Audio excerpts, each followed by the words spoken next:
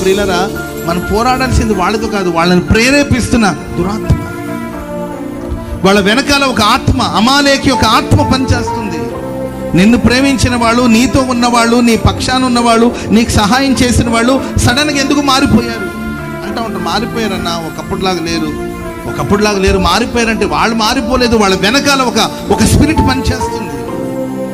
ఒకప్పుడు నీ కోసం అండగా నిలబడినవాళ్ళు, ఒకప్పుడు నీకు కోటగా నిలబడినవాళ్ళు, ఒకప్పుడు నీ సంతోషాన్ని కోరుకునేవాళ్ళు, ఒకప్పుడు నీ కళ్ళలో నీళ్ళు వస్తే వాళ్ళ కళ్ళలో రక్తం వచ్చేటట్లు ఫీల్ అయిన వాళ్ళు ఈరోజు ఎందుకు నీకు దుఃఖాన్ని కలిగి చేస్తున్నారు, ఎందుకు నీకు వ్యతిరేకంగా లేచారు, నీకు విరుద్ధంగా మాట్లాడుతున్నారంటే అది వాళ్ళు కాదు, వాళ్ళ వెనకాల ఒక అమాలేకి ఒక ఆత్మ పనిచేస్తుంది. వాళ్ళంతా ఒకటైపోయారండి, దావీదు ఒక్కడుగా మిగిలిపోయాడు. అలాంటి పరిస్థితులు ఒక్క మాట అయినా వాళ్ళని అనలేదు కానండి, ఆ ఆత్మను జయించడానికి, ఆ దురాత్మను జయించడానికి దేవుని సన్నిధి